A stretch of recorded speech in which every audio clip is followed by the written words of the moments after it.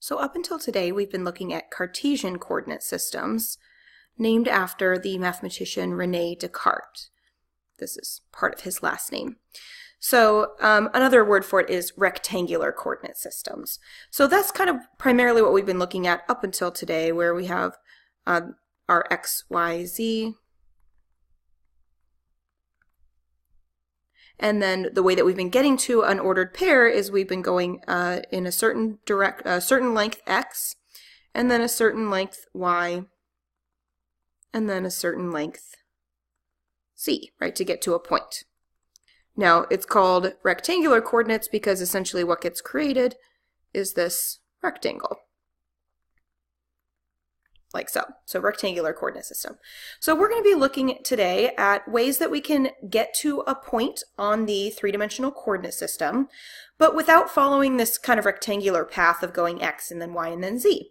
We're going to be looking at what if we went certain angles or certain lengths or things like that instead to get to these different points on the coordinate systems. And sometimes having a different type of coordinate is going to be helpful either in representing a different function or surface, or just in kind of classifying various things that you'll be looking at more in vector calculus. Sorry to be so vague, but you'll see it more in vector calculus. So we're going to look at two different non-Cartesian coordinate systems today, the first of which is cylindrical coordinates, and then we're going to look at a slight, I don't know if I'd call it an extension of that, but it's somewhat similar but a little different, and that's going to be spherical coordinates. So we'll start with cylindrical coordinates, which tend to be a little bit easier, and then we'll get to spherical coordinates. So cylindrical coordinates are going to be identified, so each point will be identified by an ordered triple, just like in rectangular coordinates, but instead of it being x, y, z, it's going to be r, theta, z. So r and theta are basically polar coordinates. If you've learned polar coordinates in 2 dimensions, then this is really just an extension of polar coordinates. If you haven't learned it or it's been a while, don't worry, we're going to pretty much derive everything from scratch, so no worries there. But the idea is that to get to a point on the coordinate system, we're still looking at the XYZ plane here, by the way, or the XYZ coordinate plane, but we are now kind of navigating our way to a point in a different way. So the way that we're going to get to this point is we're going to span some angle theta, which you can see here, and then we're going to extend some radius r that's kind of in that direction of the angle theta. And then to get our third dimension, we're just going to simply go up or down depending on whether z is positive or negative. So notice that in this case, z is just z as in it was before with x, y, z. So again, we'll span an angle of theta, go out a certain radius, and then go up or down to get to our different z coordinate, and that will create a unique point on our coordinate system based on that radius, that angle, and that z. Notice that we tend to do the angle first, and then we tend to do the radius second, although if you look at the actual ordered triple, r is listed before theta. It doesn't really matter which order you do things, just like up here I could have gone y and then x and then z, right, or z and then y and then x, or it doesn't really matter which order you take to get to that particular point, but some ways might be a little easier to navigate than others, and we'll talk a little bit more about that. So let's go ahead and before I get to the exploration piece, I actually would like us to go ahead and find equations that relate cylindrical and rectangular coordinates depending on which direction we want to go. That is, if we have cylindrical coordinates and we want rectangular coordinates, what are some equations we can use to make that conversion, and then vice versa with rectangular to cylindrical. Okay, so looking at our diagram here, we can just basically use trigonometry to derive these formulas to help us convert between the two coordinate systems. So let's go ahead and start off with cylindrical to rectangular. So cylindrical would mean that we start with r, theta, and z, and then we're trying to convert it to x, y, z. So that is, if we know the radius and we know the angle and we know the z is the easiest one, right? Z is going to be z no matter what.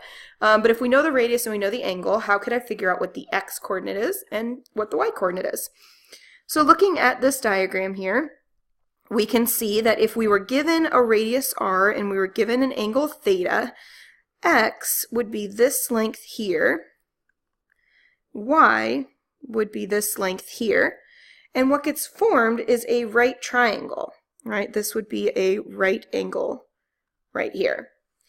So we can use right triangle trigonometry, or you may remember it as SOHCAHTOA, to relate the sides of the triangle and the angles and the radius or hypotenuse in that triangle. So we know that, for example, to find x, x is adjacent to the angle theta, and I know that cosine is adjacent over hypotenuse. So that means that the cosine of the angle theta is going to be the adjacent side, which is x, divided by the radius, or sorry, the hypotenuse, which is r in this case. So that means that x equals r cosine theta. Pretty straightforward, hopefully. Now to find y, I can see that y is opposite the angle theta, and so I would instead use sine. Sine of the angle is going to be y, opposite, divided by hypotenuse, which is r. So I get that sine theta is y over r, or another way of writing that is y equals r sine theta. Now if you've taken trigonometry, these formulas should sound familiar as well. They're not brand new. And then z, of course, is given by simply z. Whatever z coordinate we're given in cylindrical coordinates is the same as the z coordinate that's given in rectangular coordinates. Okay, so that is how we can convert from cylindrical to rectangular coordinates.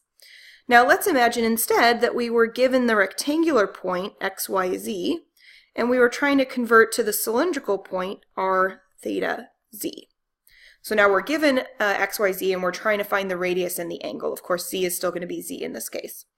So if we're given x and y, I'm going to ignore z for now just because, again, z is z.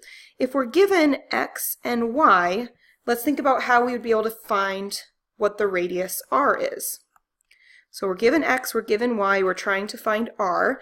Notice that what we can use here is the Pythagorean theorem that x squared plus y squared equals r squared. Okay, so that's the Pythagorean theorem we can use to write x and y in terms of r. Now, I would also like to, given x and y, find some relationship with the angle theta. So again, if we're given x and y, and we want to relate that to the angle theta, now I need to use right triangle trigonometry to relate the sides of a triangle, a right triangle, and the angle theta. And I can see that the trig function that would do that would be tangent because I have the opposite side and the adjacent side in question here. So we can see that the tangent of the angle would be y over x. Tangent theta equals y over x. And then, of course, z is z. I'm going to put a little caveat here on this one that we need to be careful because we need to consider the quadrant that we're in order to find the correct angle theta. So I'll just write careful, consider the quadrant that we're in order to do that.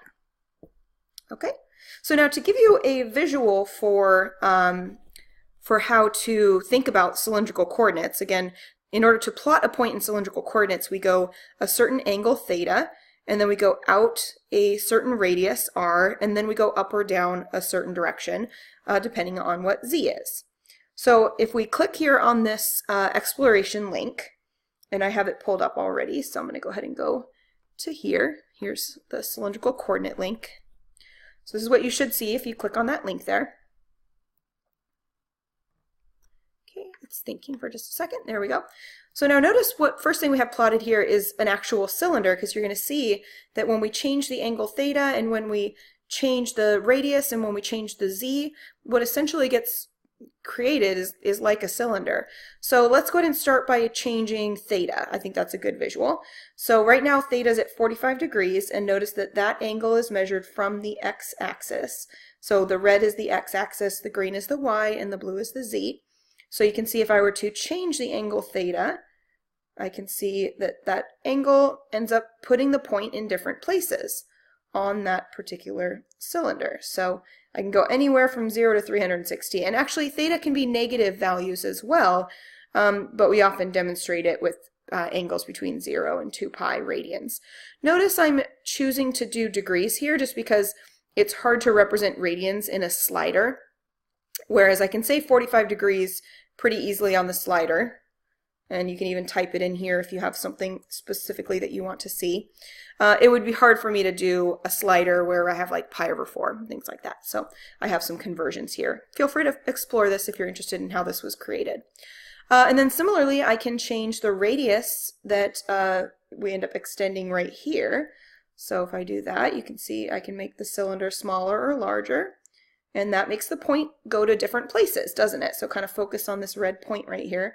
And then Z, which I had to spell Z-E-E, because otherwise it kept graphing the plane Z equals 2, which isn't what I'm going for. I wanted it to be a slider. So notice that Z, right, is just that kind of that vertical along the cylinder, and it can extend downward if Z is negative.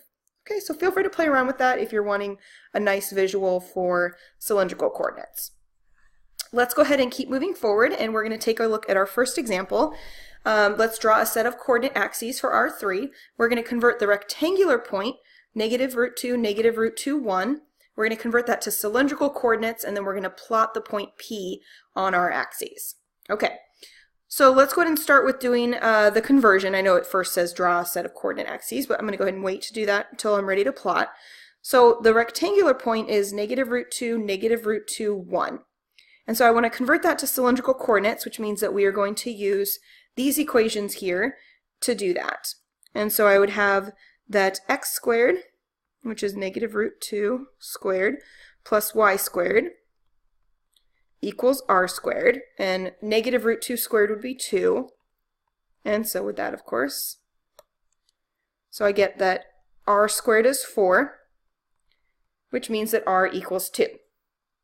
So the radius is 2. So far, so good. Now the angle theta I can find by taking the tangent of the angle being y over x, which is negative root 2 over negative root 2. And I get that the tangent of the angle must be 1. Here's where we have to be a little bit careful. So few things first is that you might not have memorized values of tangent theta. So what might be helpful is if we just kind of calculate some of those really quick for some of our nice angles. So if I look at pi over 6, yeah, that's not quite pi over 6. Let's try again. There we go. If I look at tangent of pi over 6, I know that the y-coordinate here is 1/2. So I'm taking y over x, so it's 1/2 divided by the x-coordinate, which is root 3 over 2. And what I end up getting is 1/2 times 2 over root 3, which is 1 over root 3. This can also be written as root 3 over 3 if you rationalize the denominator. Okay, so tangent at this angle is 1 over root 3 or root 3 over 3. You can potentially see it either way. Now if I look at tangent of pi over 4, y over x, y is going to be root 2 over 2 because that's what the sign is, and so is x, and so we're going to end up getting a tangent of pi over 4 being 1. Okay, and then lastly, if we take tangent of pi over 3, we end up getting the y-coordinate, which is root 3 over 2, divided by the x-coordinate, which is 1/2, and we end up getting the square root of 3. Okay, so you might want to remember these. One fairly easy way to remember is that tangent gives you the slope of that line. And so notice that the steeper the line is, the larger the value is. Root 3 is larger than 1, which is larger than root 3 over 3 or 1 over root 3. So you can kind of figure out which angle it's going to be depending on, you know, the steepness of it. And then of course one that I didn't mention here is the tangent of 0, which is going to be 0. And the tangent of pi over 2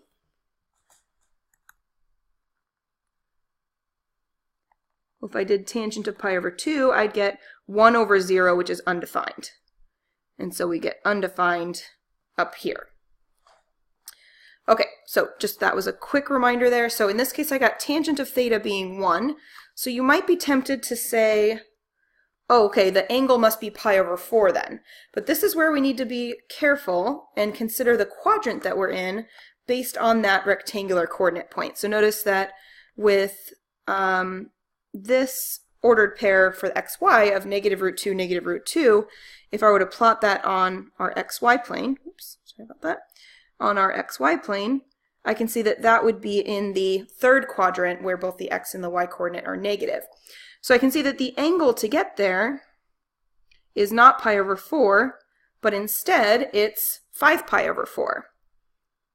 So the angle is going to be 5 pi over 4.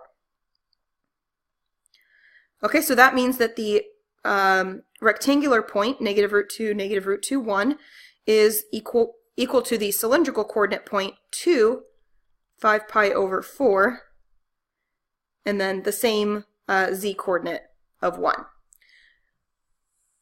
Okay, so now I just also want to point out that you could have gotten to this 5 pi over 4 angle in the negative direction as well, if you felt so inclined.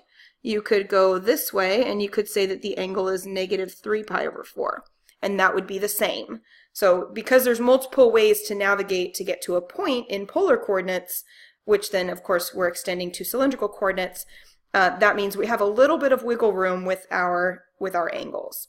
I like to go with between 0 and 2 pi. So 2, 5 pi over 4, 1 is our cylindrical coordinate. Now let's go ahead and plot this. And to get some practice, I think we're feeling pretty comfortable with plotting rectangular points. So let's go ahead and plot this based on its cylindrical coordinate point, and then we'll see how it ends up kind of giving us that rectangular point that we originally had. Okay, so we've got our x, y, z axes. Here we go. Okay, so the way that we're going to plot this is we're going to start out with the angle, 5 pi over 4. So I know that 5 pi over 4 is in the third quadrant, so if I kind of continue my x, y this way, and why not, we can do z this way.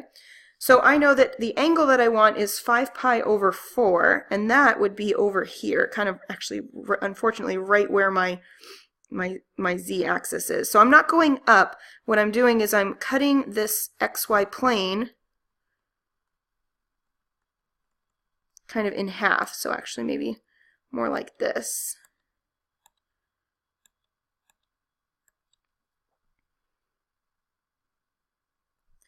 Okay, so this would be the angle 5 pi over 4. Okay, and then we want to go out 2 units. This is where the scaling is going to be helpful. So if I go out, let's see, I'm going to make it fairly large just so we can see it. 1, 2. Now I'm going to make my scaling the same everywhere. 1, 2. Okay, so we're going to go out 2 units. So that means that along this kind of line that I drew here, which I'll make a little bit thinner, I want to go 2 units, about the same kind of distance that we did on our other coordinate axes. So that would put me here. So now this is the coordinate point, currently r theta, right? That would be like our polar coordinate 2, 5 pi over 4. Okay, and so now what we want to do is we want to do our z direction, which in this case is going up by 1. So we're going to go up 1 unit, which is about like so, and that puts us right here at this point. So this is the coordinate point to the cylindrical coordinate point 2, 5 pi over 4, 1, or the rectangular coordinate point negative root 2, 1. To kind of check my answer on this, unfortunately I don't believe there's a way to plot spherical or cylindrical coordinate points in GeoGebra, but I can use my applet here because 5 pi over 4 in degrees would be, well, let's see, that would be 180 plus an extra 45, so that would be 225 degrees.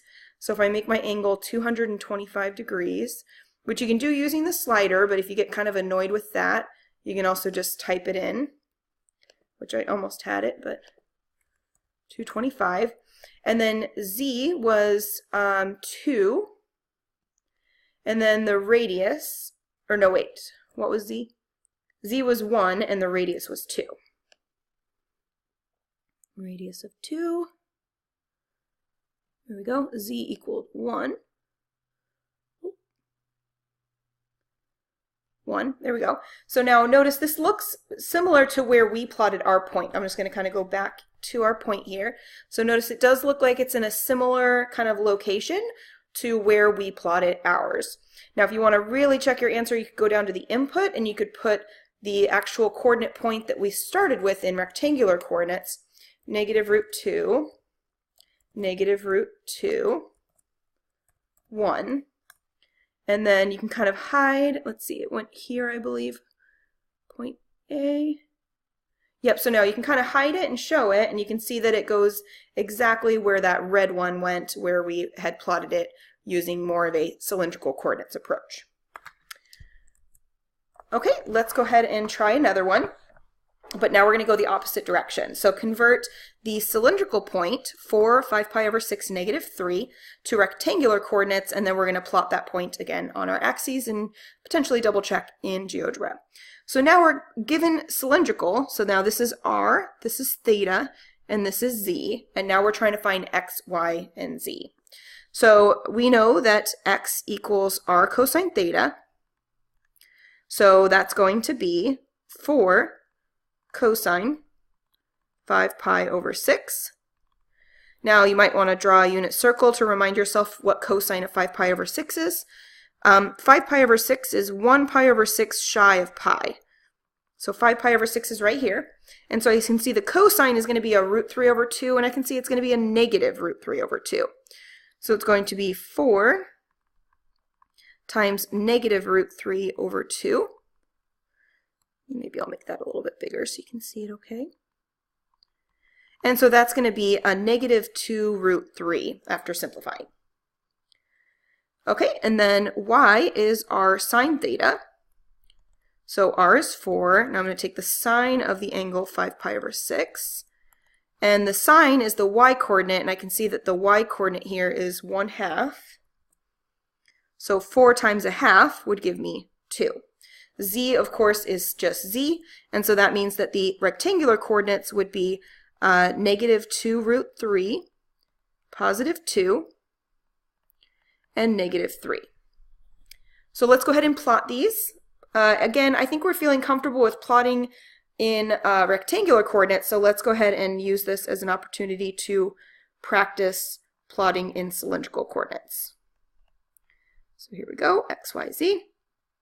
So now I want to go the angle of 5 pi over 6.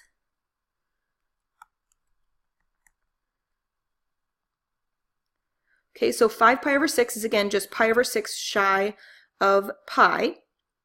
And so we are going to go about to here. That is 5 pi over 6.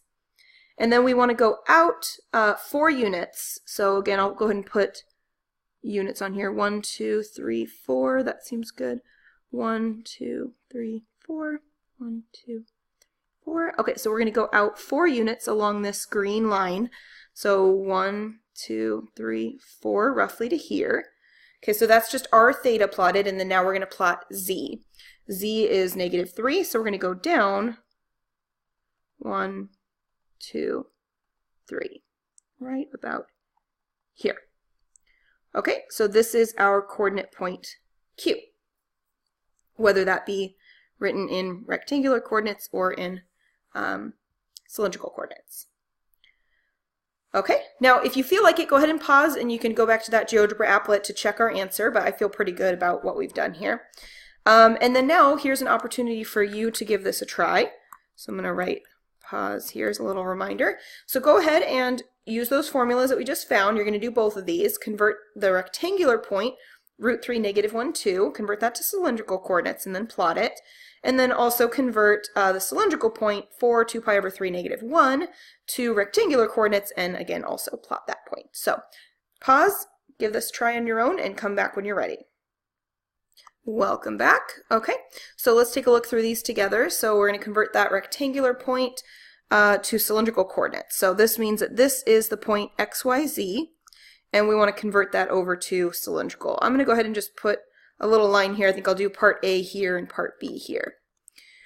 Okay, here we go. So we have rectangular. We're going to convert that to cylindrical. So we'll use these formulas like x squared plus y squared equals r squared, and the tangent one, etc. So we have root 3 squared plus negative 1 squared is going to be r squared. So I can see this would be 3 plus 1, which is 4. So r is going to be 2. Now to find theta, I know that the tangent of the angle is y over x, negative 1 rather, over root 3. Now I'm also going to consider what quadrant this point is in on the xy plane in order to make sure that I pick the correct theta. Okay, so here we go. It's positive x of root 3 and a negative y. So that means that the ordered pair is going to be somewhere in the 4th quadrant, which means that the angle is going to, well, there's a few ways that we can represent that. One, I can kind of see that because it's a 1 over root 3, like we did up here, it's going to correspond to some form of a pi over 6 angle. And so 2 ways that I could represent that, I could either state that the angle is a negative pi over 6 if I measure it from the x-axis going clockwise, or I could go counterclockwise, like we normally do, and say that the angle is 11 pi over 6. I think I'm going to go with 11 pi over 6, but if you went with negative pi over 6, that is perfectly fine as well. Okay, and then of course z is z, so then our cylindrical coordinates representation of this rectangular point would be 2, 11 pi over 6, and then 2. Let's go ahead and plot that. So in our three-dimensional coordinate system, x, y, z. Again, I like to get practice with ones that we're less familiar with, so we're going to plot it using the cylindrical representation. Okay, so that means that we are going to go an angle of 11 pi over 6. I'm going to go ahead and put in my negative axes here as well. So 11 pi over 6 is going to be just 1 pi over 6 shy of 2 pi. So right here, this angle is 11 pi over 6. And then we're going to go out a distance of 2, but I need to mark my scaling first. So we're going to go out a length of 1, 2 to about here. And then we will go positive 2 in the z direction, so up 1, 2, roughly right there. Okay, so that is the point P. And you can double check the rectangular coordinates. You can see that it would end up being a positive root 3 in the x, a negative 1 in the y, and then a positive 2 in the z. Okay, I hope that one went okay for you. Now moving on to point Q, we're going to convert this from cylindrical to rectangular. It's a lot easier to convert from cylindrical to rectangular because you don't have to think about like what quadrant it's in. The sines and cosines kind of already do that for you, which is pretty nice. So I have x equals r cosine theta, so 4 cosine 2 pi over 3. Now let's again kind of put our unit circle here. 2 pi over 3, oops, 2 pi over 3 is right here. Okay, so I can see that the cosine of this angle is going to be a negative 1/2. So negative 2 is our x-coordinate. Y is going to be r sine theta. And the sine of this angle is a positive root 3 over 2. And so I get 2 root 3 for y. Z, of course, is z.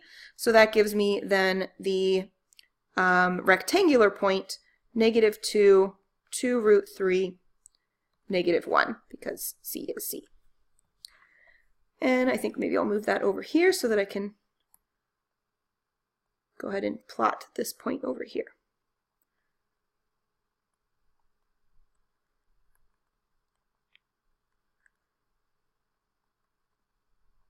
Okay, so let's start by going an angle of 2 pi over 3, which would be right here, because I'm measuring from the x-axis. So this is the angle 2 pi over 3. We're going to go out 4 units. 1, 2, 3, 4. 1, 2, 3, 4. Okay, so 1, 2, 3, 4, roughly right here. And then we will go down 1 unit, which looks like it's kind of hiding right behind the y-axis. So it's not on the y-axis, it's just kind of hiding behind the y-axis based on the perspective that we're at in this particular case. So that would be our point Q. Okay, let's go ahead and move away from points. Points are interesting and everything, but surfaces are a lot more interesting because they are, right, a set of all points that satisfy a particular equation. So let's describe a surface with each of these equations. So first one would be z equals r. Okay, so let's just kind of think about that. This is basically saying that the angle can be anything, because notice that theta is not involved at all. It's saying that no matter what you pick for the radius, the z-coordinate is always going to be the same as what you pick the radius to be. And you could even plot a few points here if you wanted to kind of just plot some and kind of see what happens. No matter what you pick for your radius, your z will always end up being that number. So let's just draw a set of axes, and we'll kind of think about this here. So if you think about it, what this is kind of saying is that as r increases, z is going to increase proportionally. And again, theta can be anything, so we should end up seeing some sort of kind of circular motion here, because that angle theta can just kind of do whatever it wants to do. So whatever I pick the radius to be, like here for example, the z-coordinate is going to be the exact same, and then that's going to kind of sweep around because theta can be anything. If I were to do a larger radius, then I would get a larger z, and now I'd get a circle that's bigger going around z. If r was 0, then z would be 0, and it would be right here at the origin. Can you kind of visualize what this was going to look like? If I do one more, I'll do a slightly smaller one. A smaller r corresponds to a smaller z, putting it here, and then we'd have one kind of like that. So hopefully you can see that this would correspond to a cone, because we would end up having kind of this, line here, and then basically circular, because just basically r and z will always have to be the same thing. Now r can be negative, which would correspondingly make z negative, so we also have that we could have this bottom part of the cone as well. So this is going to be a cone in cylindrical coordinates. Notice that another way I can see that this would be a cone is if I square both sides and write z squared equals r squared, I can say z squared equals x squared plus y squared, because r squared is x squared plus y squared, and this would be the description of the surface in cylindrical coordinates, and this would be the equation of the surface in rectangular coordinates. And if you look back at our quadric surfaces, this was the equation, an equation for a cone. We had it over a squared and over b squared and that kind of thing, c squared. Okay, now let's take a look at this one, which is theta equals pi over 6. So now I'll go ahead and again we'll draw our coordinate axes here. I know it doesn't say to draw them, but to me I kind of need that visual in order to describe them as well. And so in this case it's saying the angle has to be pi over 6, but r can be anything and z can be anything.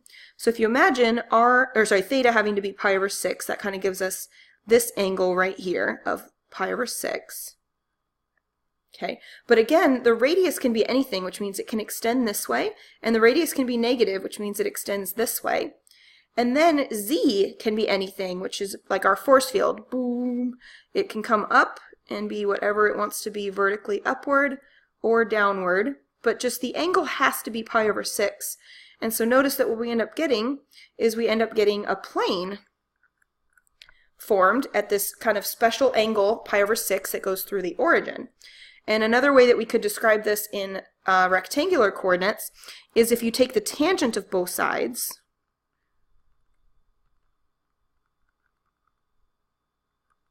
what you'd end up getting is tangent theta equals tangent pi over 6 tangent of theta, based on our equations, is y over x. And so you end up getting y over x equals the tangent of pi over 6. The tangent of pi over 6 is 1 over root 3, or root 3 over 3, whichever way you want to write it. And you get that y equals 1 over root 3x, which notice is basically the equation of this line, which then z can be anything, and that's what gives us our extra extension to make it a three-dimensional plane. Okay, moving forward, I have some for you to try now. So with that idea in mind, either kind of a conversion idea or just kind of thinking about, which variables are not involved, which means if they're not involved, they can be anything. And so with that in mind, I want you to pause the video and kind of think about what these surfaces are going to look like given the equation in cylindrical coordinates. So r equals 2. Think about what that would look like. Theta equals 1. Think about what that would look like. Go ahead and pause and come back when you're ready. Alrighty, welcome back. Okay, so let's start with r equals 2. And again, I'll just kind of draw my coordinate axes here to help myself get a visual for this. So this is basically saying that the radius has to always be 2, and that z can be anything, and that theta can be anything. So if we imagine r always being 2, like if I go out 2 units here, for example.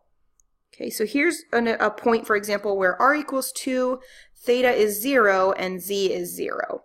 But theta can be anything from here, which means that we can essentially sweep in a circular way. That's showing that theta can be anything. But now z can also be anything, so again we get kind of our force field going up and down. And we can see that we'd end up having basically a cylinder. A cylinder of radius 2.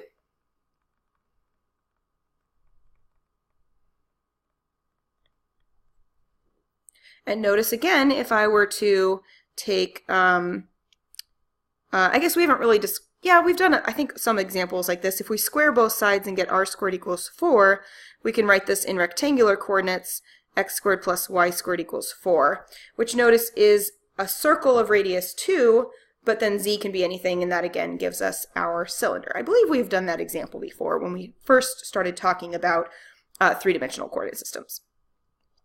Okay, theta equals 1. Okay, so similar to theta being pi over 6, this is basically saying that the angle theta has to be 1, and if you have a hard time visualizing theta being 1, a radian measures arc length, and so that means that 1 radian would be the same length as the radius. So here the radius is 1, and so the angle of 1 would be the same angle that gets spanned by that amount of distance, which looks about, it's really close to pi over 3, since pi is close to 3. It's just a little bit under pi over 3. And so this is 1 radian. So it's basically like here-ish, maybe up a little bit more.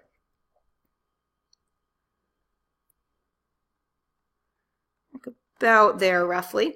Okay, so again, that angle has to be 1, but the radius can be anything. So we get negative radii, positive radii. Z can be anything.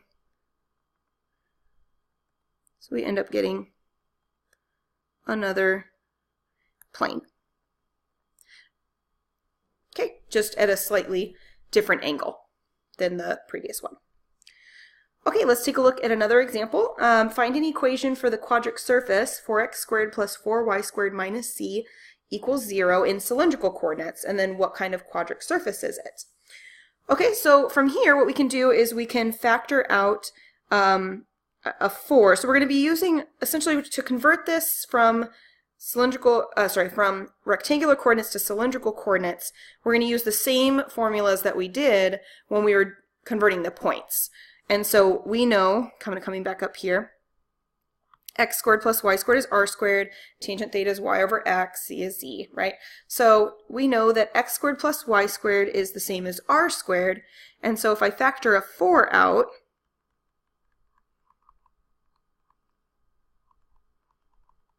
what I can do is then replace the x squared plus y squared with r squared. So I get 4r squared minus c equals 0. And then if you wanted to, you could write this as z equals 4r squared. That's just a little bit of a nicer way of writing it. So notice it's somewhat similar to what we have here, but not quite, because it's not like z equals r or z equals 4r. It's z equals 4r squared, which means that if I pick a radius, then the z is going to end up actually increasing by a square value as opposed to by linear. So here, if I picked an r, I got the same z value, which is why we kind of see that growth in a linear way, which is why it produces a cone. Whereas here, if I pick an r value, I pick an r, like here for example, the z value is going to be even larger than the original r that I picked if r is greater than 1. So it's going to be even bigger here, and the larger r I pick, the even more significant the change is going to be. And so what we're going to see is this idea of this kind of parabolic shape, like so, except again that theta can be anything, so we'll have like so. It's going to come up like that. So this should end up being an elliptic paraboloid. So I'll go ahead and write that. Elliptic paraboloid. Okay, and notice that also kind of corresponds to what we see here. 4x squared plus 4y squared equals z. If we go back to our functions and surfaces notes, where we talked about quadric surfaces, we can see that that is the same form as an elliptic paraboloid. But here's the cool thing is, I don't know about you, but I had a much better way of visualizing the elliptic paraboloid in cylindrical coordinates by having it as z equals 4r squared. I was able to kind of think about, okay, if I pick an r, the z is going to increase kind of by the square, and so we'll end up seeing kind of, a parabola. And then theta can be anything, which just gives us that kind of circular piece. I think it's a lot easier to describe this elliptic paraboloid in cylindrical coordinates than it is in rectangular coordinates. So something kind of interesting to think about. And notice that describing the cylinder was much easier in cylindrical coordinates, just r equals 2, as opposed to in rectangular coordinates, x squared plus y squared equals 4. So notice so far that we're seeing that being able to talk about different surfaces can be easier in different coordinate systems. Okay, got one for you to try. Classify this quadric surface, 3r squared minus 4z squared equals 0, in cylindrical coordinates. So go ahead and pause. You don't necessarily have to draw it, but just go ahead and classify what it is. Feel free to refer back to that sheet as needed. So go ahead and pause. We'll see you back here in just a little while. Okay, welcome back. All right, so we've got 3r squared minus 4z squared equals 0, and we're going to just classify this in cylindrical coordinates. So there's a few ways that we can do this. We can either convert it to rectangular and then compare back to the sheet, or we can just kind of think about if we had 3r squared equals 4z squared, kind of what that would look like. So I'm kind of seeing that as r increases, z is going to increase kind of at the same rate because they're both squared. It looks to me like this should end up being a cone in the end. Because of that idea that as you increase r, z is going to increase at the same rate because they're both being squared. The 3/4 is going to just kind of make our cone either kind of wider or more narrow as we go. So it should end up being a cone. Again, another way of seeing that is if you were to replace r squared with its equivalent version in rectangular coordinates, then we'd have 3x squared plus y squared equals 4z squared. So I'd have 3x squared plus 3y squared equals 4z squared. And going back to our quadric surface formula sheet here, we can see that that does in fact correspond to a cone. But again, I find it easier to think about when it's in cylindrical coordinates. So it is a cone. Okay, moving forward, we are done with cylindrical coordinates. Okay. So we are going to move forward and talk about spherical coordinates. So spherical coordinates are they're a lot different. They're a little more complicated because they correspond with, or they utilize two angles as opposed to one angle. And then they utilize an entire length to get from the origin to that point, as opposed to just utilizing R, like cylindrical coordinates did. So we identify every point in spherical coordinates by an ordered triple, and that ordered triple is, I know that looks like a P, but it's actually a Greek letter rho, R-H-O, rho, theta, which you're probably familiar with, and then this is the Greek letter phi, which is a very similar symbol to use for angles whenever theta is taken, basically. So rho, theta, phi is the ordered triple, and the order, of course, matters, which is why it's an ordered triple. So rho is going to be the length to get from the origin to that point, rho. Theta is going to be measured the same way as it was in cylindrical coordinates. It gets measured counterclockwise from the x-axis when theta is positive. Okay, and now phi is going to be measured from the z-axis. So notice here I've got the z-axis, and phi is measured from the z-axis kind of downward. And a few little restrictions here. Rho has to be greater than or equal to 0. And phi has to be in between 0 and pi.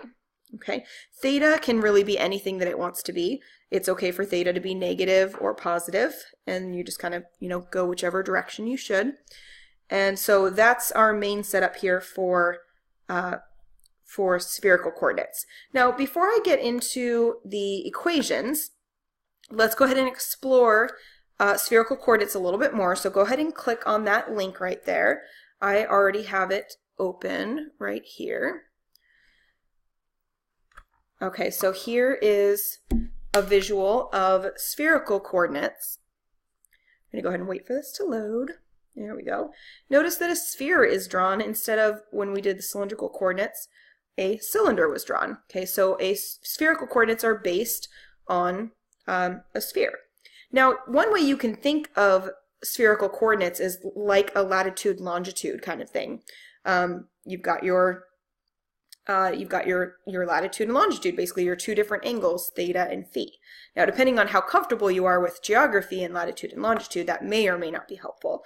But the idea is that you have some angle theta. So notice as I increase the angle theta, it changes in the same manner that it did before with cylindrical coordinates. There it goes.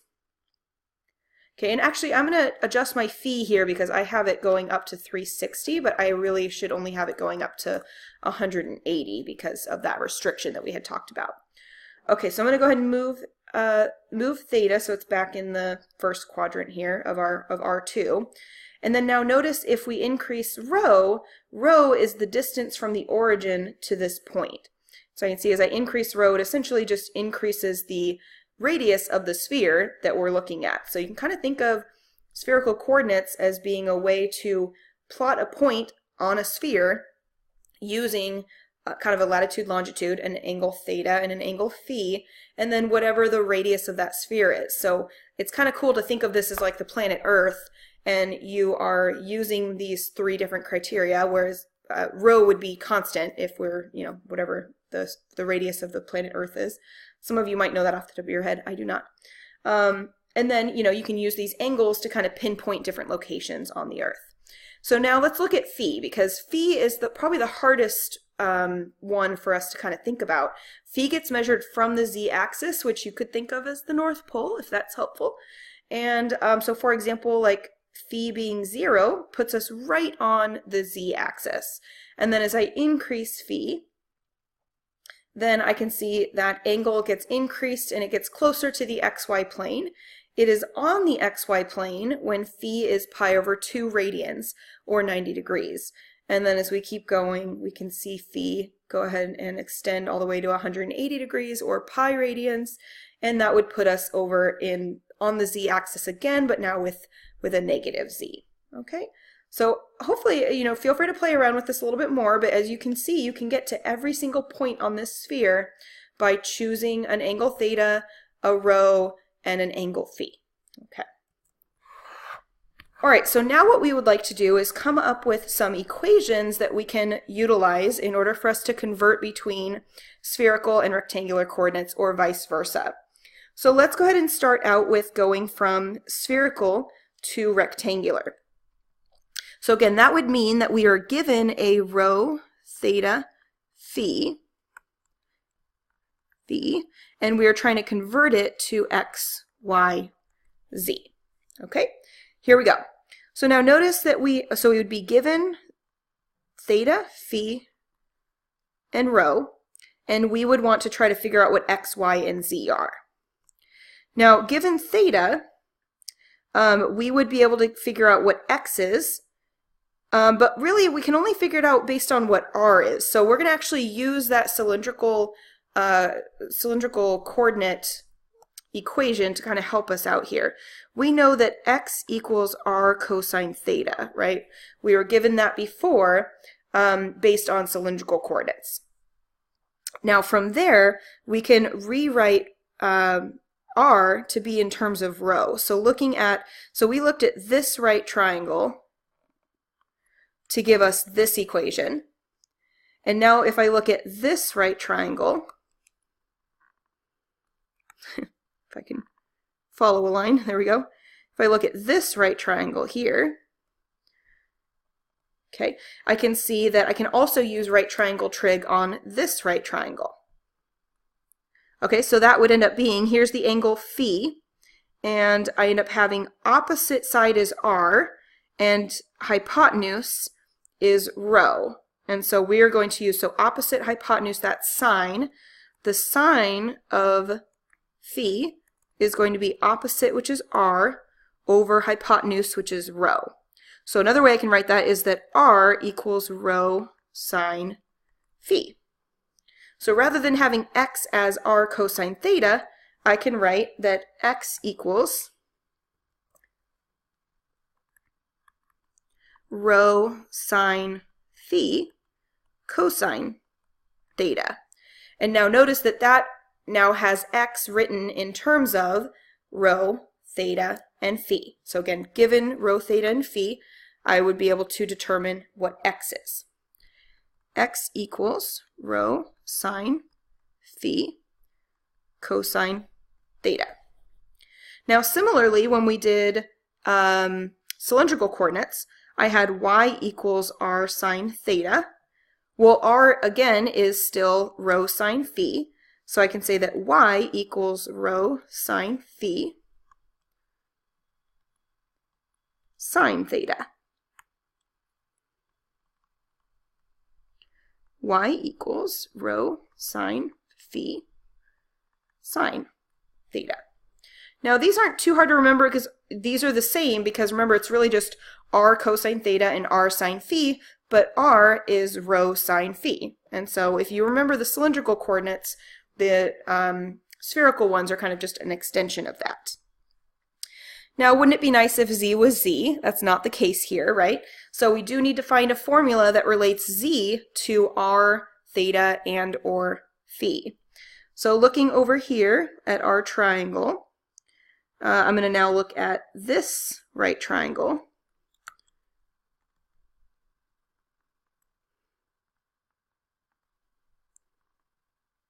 Okay, there we go. And I hope you were able to see okay that these two angles would be equal to one another.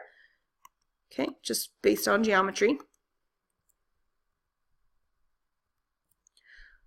Okay, because we kind of needed that in order to have this angle phi here. So I have phi, and then this is z, and this is rho, so we're going to try to relate those. And again, we can just use right triangle trigonometry. I can see that the adjacent side is z, and the hypotenuse is rho, and so that would utilize cosine. Cosine of phi is equal to adjacent, which is z, over hypotenuse, which is rho. So I end up getting that z is rho cosine phi. Z equals rho cosine phi. Okay, so those are the formulas that we have to go from spherical to rectangular coordinates. Now let's take a look at if we had rectangular coordinates, that is if we were given x, y, z, how would we find the spherical coordinates rho, theta phi. When you go from xyz to rho theta phi, it's always a little bit more complicated because anytime that you're trying to take sides and then talk about angles, you have to be careful because you have to think about which quadrant things are in, similar to when we did cylindrical coordinates. So let's start off with if we were given xyz and we wanted to find rho. This actually isn't too bad because we know based on the distance formula that the distance from the origin, 0, 0, 0, to this point is rho. And we know that to find the distance, we take x squared plus y squared plus c squared. So that should equal rho squared. Okay, now if we utilize this formula to find rho, then looking at our relationship between rho and phi to get z, we can actually just utilize this relationship because we would be given z, then we would have found rho, which means that we can now find what phi is. So the relationship to find phi is that cosine of phi is going to be z over rho, because we'll have already found rho. And then, you know, a lot of times people won't even write this part because you're kind of utilizing what you have up here. But in order to find the other ones, you're basically just going to utilize kind of, you know, you can utilize either the top one or the bottom, or you can utilize x or y here in order to figure out what theta is.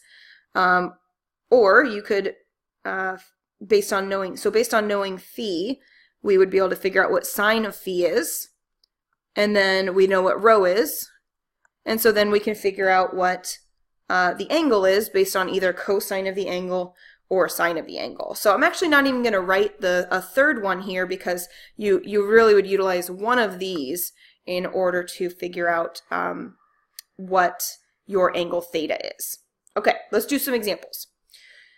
So let's start by, we're going to plot and convert. So let's start by converting the spherical point 4 pi over 3 pi over 4, let's convert that to rectangular coordinates. I'm actually going to deviate a little bit, and I'm going to actually plot this point first, just so we can get a little practice with doing that, and then we'll go through the conversion process.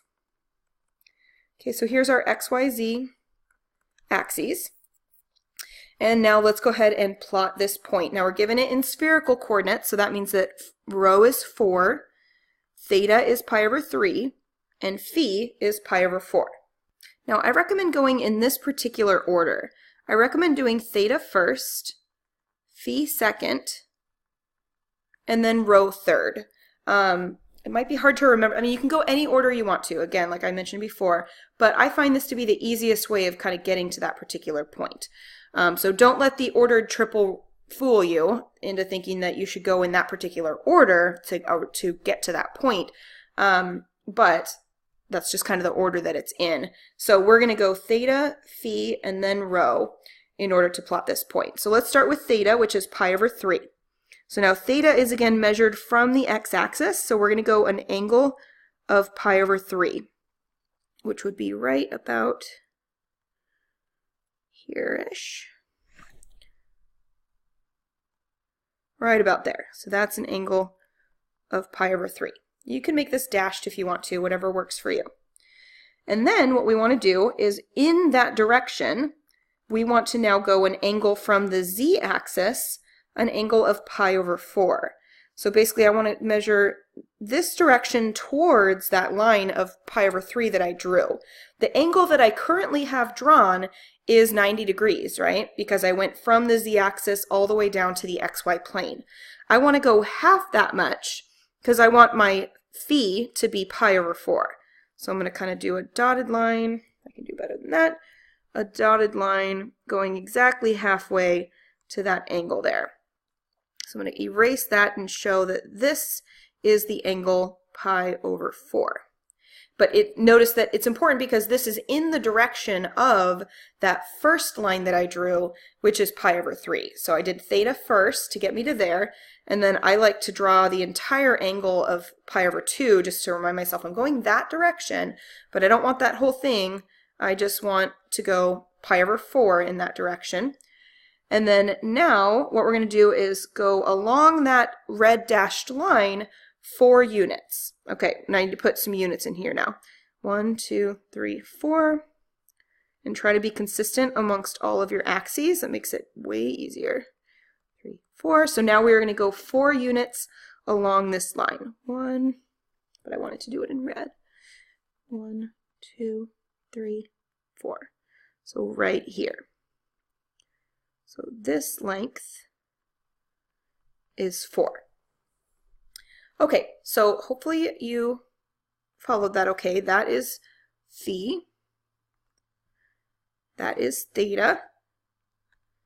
And this is rho. Okay, so this point is in that kind of first octant where x, y, and z are all positive. And I can see that's the case because I went angle of pi over 3, which didn't extend over into negative x's. And then I went down an angle of pi over 4, which didn't extend beyond pi over 2 to give me negative z's. And then, and then we just extended out 4 units.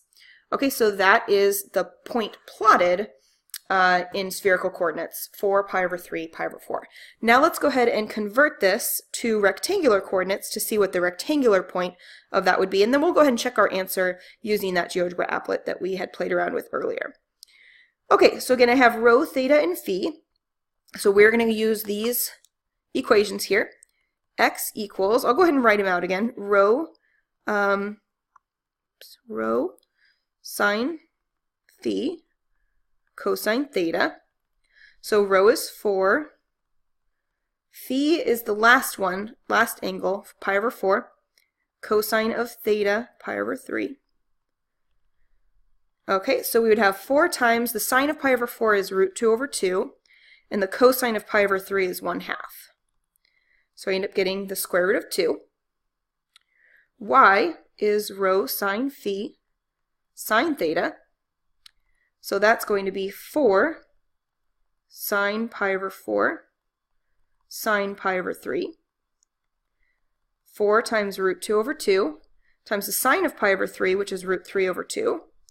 And I end up getting, notice the 4 and the 4 cancel. And I end up getting root 2 root 3, which is the same as root 6. Okay, now we have to find z. Z is rho cosine phi. So it's going to be 4 cosine pi over 4. 4 times root 2 over 2, which is 2 root 2. So the coordinate point in rectangular coordinates is root 2, root 6, 2 root 2. Let's go into GeoGebra and check our answer. So 4 pi over 3 pi over 4. So I'm going to make rho 4. Theta is pi over 3, which is 60 degrees. And phi was pi over 4, which is 45 degrees. So that puts me right here at this point. And again, notice this is in the first octant where the x and the y and the z are all positive. Scrolling down, I'll go ahead and type in the answer that I got, which was root 2, square root of 2, square root 6, and 2 square root 2. Might need to put a multiplication sign in there. There we go. And so it plotted this point B here. That's what I had typed in. And I'll double click it just so you can see that that's what I had typed in before. And notice that when I click it, I end up getting the exact same point as the spherical coordinate point based on these sliders here. So yay for us. Okay, let's take a look at another example. And now instead we're going to convert a rectangular point into a spherical point. And then again, we're going to plot our point and see how it looks. Okay, so in this case, my rectangular point is x, y, z. And I would like to convert this over into spherical coordinates. So let's go ahead and start out with knowing how to find rho, which is x squared plus y squared equals rho squared. 0 squared plus 2 root 3 squared plus negative 2 squared should equal rho squared. And so this would give me 4 times 3, which is 12, plus negative 2 squared, which is 4, is going to be rho squared. So I get 16 as rho squared. That means that rho is going to be 4, the square root of 16. Now that we found rho, we can find phi, because phi is going to be, well, let's write it this way. Z is rho cosine phi, right? And we found rho and we know z. So we're basically just taking z, which is negative 2, dividing by rho, which is 4. That will give us the cosine of the angle phi. So I get negative 1/2 equals cosine phi. Now, since we have this restriction on phi, that phi has to be between 0 and pi, and it is based on cosine already, then I don't have to worry about the quadrant in this particular case. I just need to think about on the interval 0 to pi, when is the cosine negative 1/2? And so if I think about that, cosine is the x-coordinate, so that would be the angle here. It's negative 1/2 when the angle is 2 pi over 3. So that means that phi is 2 pi over 3. Now to find theta, I can use really any of these, either of these two here, because now that I've found rho and phi, I can figure out what theta is using either cosine or sine, along with knowing what x or y is. So I'll maybe just show you both so that you can see both options. So again, we have that x equals rho sine phi cosine theta. And so then I can say that x, which x is 0, equals rho, which we found to be 4, sine phi. Phi is 2 pi over 3. And then cosine theta. And so what I end up getting is that 0 equals, it really doesn't matter what this comes out to, but it ends up coming out to the sine of 2 pi over 3 would be the y-coordinate here, which is root 3 over 2. So this would be 2 root 3. Either way, I get that the cosine of the angle is going to be 0, 0 divided by 2 root 3. And so that means that the angle should end up being whenever cosine is 0. And that could end up being at this point or at this point. So this is where I kind of need to think about which one it should be based on where the x and y coordinates are. So notice that the x-coordinate is 0, the y-coordinate is positive, which means that it should correspond to this angle here, which would be the angle of pi over 2. Okay, now if we had chosen to do the one in terms of y instead, let me move some things over here. So if we had chosen to use y equals rho sine phi sine theta, I would end up having y, it was 2 root 3.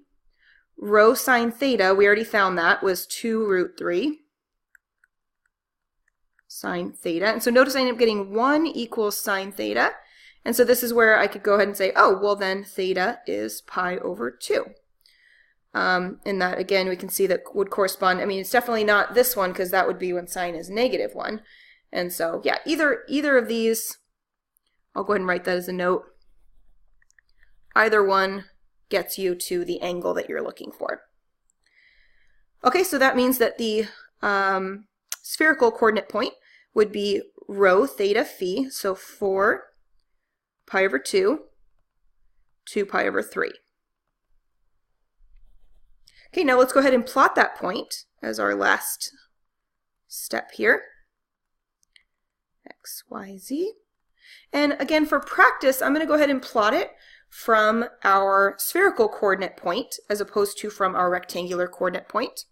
So we would go, again, first I would go the angle theta. The angle theta in this case is pi over 2, which puts us right along the y-axis. So I'm going to draw a little line extending along the y-axis. Then we want to go an angle of, let me actually change my colors. Sorry, I just want to be consistent. I used green to represent theta before, so we'll go an angle of pi over 2. There we go, putting us along the y-axis. And then what we want to do is for phi, phi is 2 pi over 3. And so I can see that 2 pi over 3 is just past pi over 2, right? So what I've drawn so far is pi over 2. I want to go one more pi over 3, 60 degrees, in, or sorry, 30 degrees, one more pi over 6. Okay, I'm starting over. This angle here is 1 pi over 6 more than pi over 2. It's an extra 30 degrees. So we want to go an extra 30 degrees in this direction, putting it right about here. Okay, so this angle is 2 pi over 3. Notice that I measured it in the direction of the pi over 2 theta angle. Okay, so this right now is just right below, this line is right below the y-axis. Now what we want to do is we want to go out 4 units. So I'm going to put my axes scaling in here. And so then I can do 4 units along this line, putting it right here. So this is the point Q. It is just below the y-axis. At this angle right here would be 30 degrees, but the angle measured from the z-axis is 120 degrees, or 2 pi over 3 radians. Okay, and it's, again, the point is just below the y-axis. Okay, all right, now here's one for you to try. Go ahead and start with converting the spherical point to rectangular coordinates, and then plot the point on axes. And then similarly, we're going to then convert the rectangular point to spherical coordinates, and again plot on your axes. So go ahead and pause the video here and give this one a try based on the examples we've seen so far. All right, so let's go ahead and go through this one together. Let's go ahead and start with part A, and we'll see if this will be enough space here. Okay, so we again have now we have the spherical point, so it's going to be rho, theta, and phi, and we're going to convert this to rectangular coordinates. So we're going to use the fact that x equals rho sine phi cosine theta to find the x coordinate. So that's going to be 1 times the sine of pi over 4. I'll zoom in a little bit here. I'm getting a little sloppy. 1 times the sine of pi over 4 times the cosine of 3 pi over 4. Okay, so I'm just going to draw a little unit circle here so I can remember what all these are. Sine of pi over 4 I know is root 2 over 2. 3 pi over 4 is over here, so cosine of root 3 over 4, or sorry, cosine of 3 pi over 4 would be a negative root 2 over 2. So I get negative 2 over 4, or negative 1/2. Y, I think I'll go ahead and do that down here. Y is rho sine phi sine theta. So it would end up being 1 times the sine of pi over 4 times the sine of 3 pi over 4. So this is again going to be root 2 over 2 times the sine of 3 pi over 4, which is root 2 over 2. So y is 1/2. Z is rho cosine phi. So 1 times the cosine of phi. Phi is 3. Oh, I was saying it's 3 pi over 4. Phi is pi over 4. So I get root 2 over 2. Okay, so that means that the rectangular coordinate point would be negative 1/2 root 2 over 2. Now plotting this point in spherical coordinates, if you haven't done that part yet, if you forgot for some reason, pause it. I want you to practice doing the plotting as well as the converting. Okay, so so again, we're going to start with the angle theta. In this case, is pi over 4.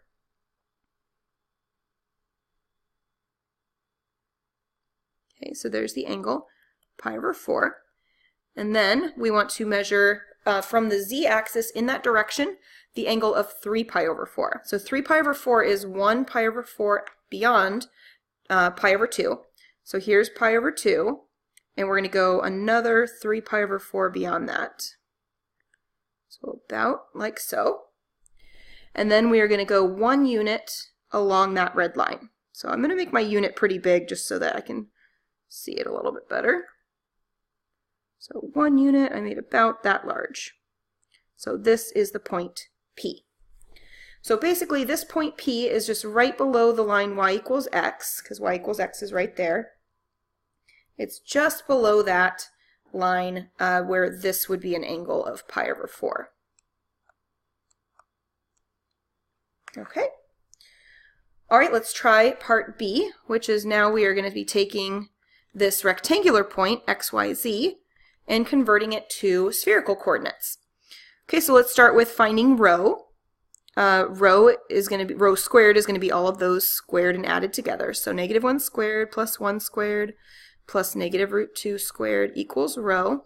I get 1 plus 1 plus 2, which is 4 squared. I almost forgot the squared. So rho equals 2.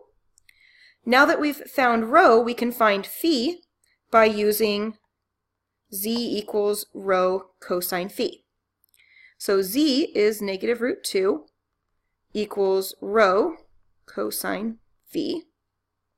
So -√2 over 2 equals cosine phi. And so phi is going to be, well, it's the cosine of phi is -√2 over 2, actually at this angle at 3 pi over 4. And now that we have found rho and phi, we can find theta using either the x or the y relationship. Let's go for x. X equals rho sine phi cosine theta. So then x is a -1. Rho we found to be 2. Sine phi. The sine of 3 pi over 4 is going to be, here's 3 pi over 4, is going to be positive √2 over 2 times the cosine of theta. So I end up getting -1 equals √2 cosine theta, dividing both sides by √2. I get cosine theta is -1 over √2. Rationalizing the denominator by multiplying by √2 over √2 gives me that the cosine of the angle is -√2 over 2. Now looking at the quadrant that we're in, notice we've got x and y here. So the quadrant that we're in, x is negative, while y is positive. So that would put us here, which we could see based on, well, never mind, I was going to say based on phi being 3 pi over 4, but phi has nothing to do with theta. So phi is a representation of the more of like the zy plane as opposed to the xy plane. So looking at theta, I've got that x is negative and y is positive. And so I can see that the angle should end up being a 3 pi over 4 for theta. It just kind of happened to be that theta and phi ended up both being 3 pi over 4 in this particular case. So then we get the coordinate triple, rho theta phi, 2, this 3 pi over 4 is corresponding to theta, phi, which is also 3 pi over 4. Okay, hopefully you're feeling okay on that. And we still need to plot our coordinate point, don't we? Let's go ahead and do that. I'll move this down here. Those to help me find my angle theta. So again, just for practice, I could plot this, right? But I would rather plot the spherical one because that's the one I really need practice with. So the angle is 3 pi over 4. So we're going to extend this way. So 3 pi over 4 is the angle theta. And then we want to measure 3 pi over 4 in that direction. So this would be 2 pi. We want to go another pi over 4, putting it here.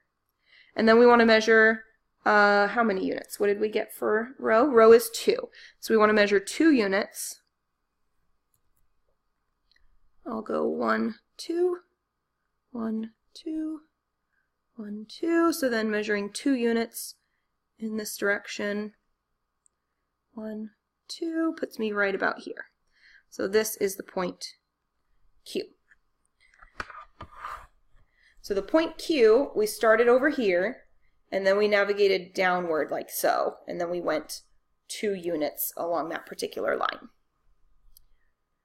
Okay, so now that we have that, let's take a look at some equations. So we've done a lot of examples with points, so let's take a look at some equations. Given the spherical equation rho equals sine theta sine phi, find a rectangular equation for the surface and identify the surface. Before we jump into this, I want to just showcase the beauty of spherical coordinates, kind of like how we did with cylindrical coordinates. For example, if you wanted to graph a sphere, simply graphing something like rho equals 1, imagine rho equals 1. I'm kind of adding an extra example. This is basically saying that theta can be anything, that phi can be anything, and as long as the length, the distance from the origin to the point is always 1, right? So essentially what that would give us is the unit sphere, because this is saying that theta can be anything, rho can be anything, theta can be anything, phi can be anything, rho has to always be 1. So we basically can measure rho being 1 in any direction we want to, just as long as that length ends up being 1, and we'll end up plotting the unit sphere in the end. So super simple to plot a sphere in spherical coordinates, which is one reason why it's called spherical coordinates. Okay, let's jump into example 7 here. So again, rho equals sine theta sine phi. So the first thing I notice is that this right side is kind of similar to the relationship for y. That is, y equals rho sine phi sine theta, right? So it's kind of similar to that, except for there's a rho missing right here. Similarly, I've got a rho on the left side, which there's a relationship between rho and x and y and z, because our goal here is to rewrite this so that it's not in terms of rho theta phi, but it's in terms of x, y, z instead. But my relationship with x, y, and z is that rho squared is x squared plus y squared plus z squared.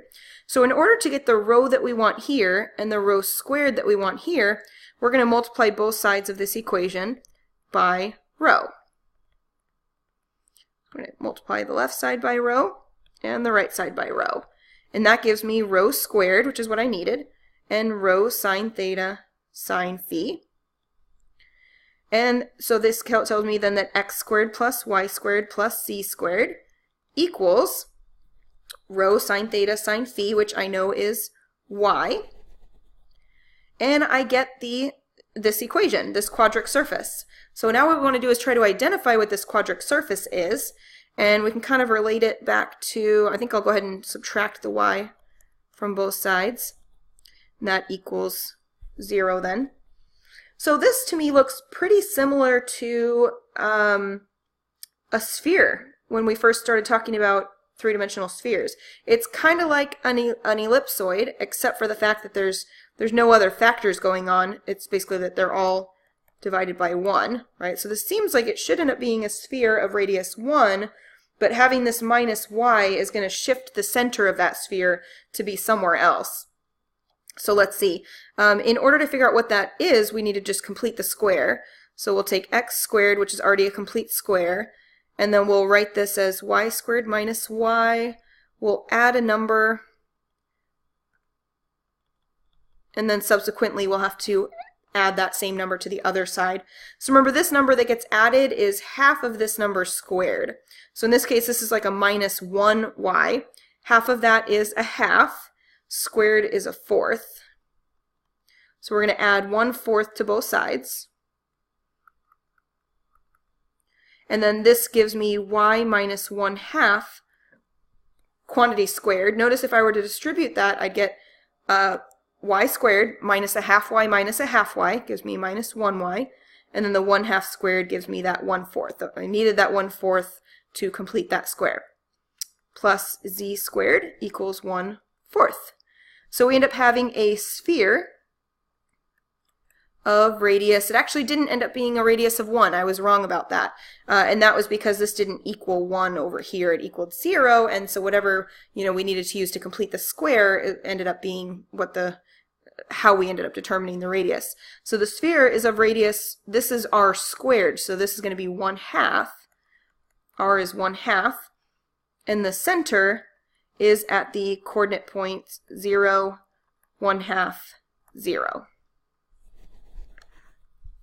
Okay, so it's a sphere, and we were able to get pretty specific about that one, including both the radius and the center of the sphere as well.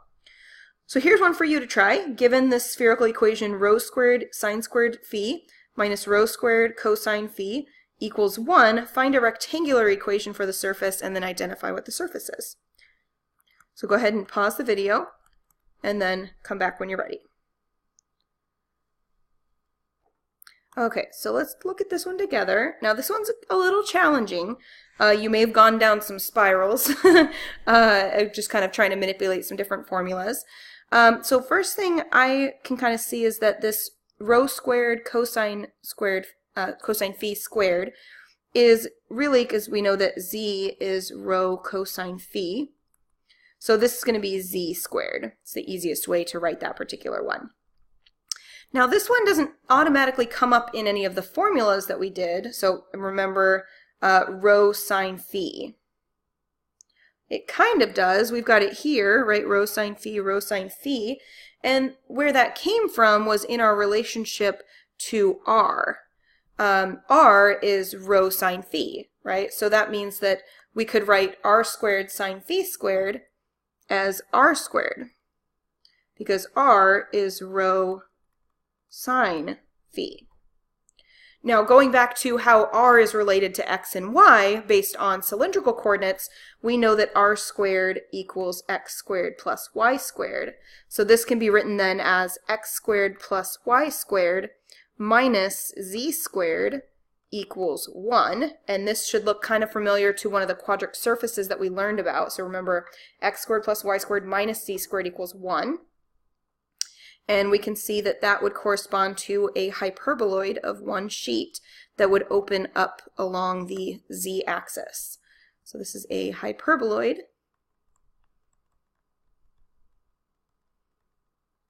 of one sheet opening along the z-axis. I'm trying to remember if I said y-axis or z-axis earlier. If I said y-axis, I meant to say z-axis. So that one, yeah, a little tricky on that one. We kind of had to convert over to cylindrical coordinates, and then we were able to convert over to rectangular coordinates. Now, if you eventually got to an equation that had x and y's and z's in it, but it didn't look quite as pretty as this one, you technically are correct, assuming, things were all converted correctly. This is the most simple version of that equation that we can come up with. If you came up with something slightly different and you want to know whether your answer is correct or not, you can go ahead and graph this in GeoGebra, graph what you came up with in GeoGebra, and see if they both correspond to the same surface. That should be a hyperboloid of one sheet opening along the z-axis. Well, I hope you enjoyed exploring some non-Cartesian coordinate systems today. Again, when you're trying to represent something, whether that be a surface or whatever, or a point, sometimes it's easier to represent that in a non-Cartesian coordinate system like cylindrical or spherical coordinates. And you'll see these utilized quite a bit more if you take vector calculus and or continue on in an engineering program, computer science, that kind of thing.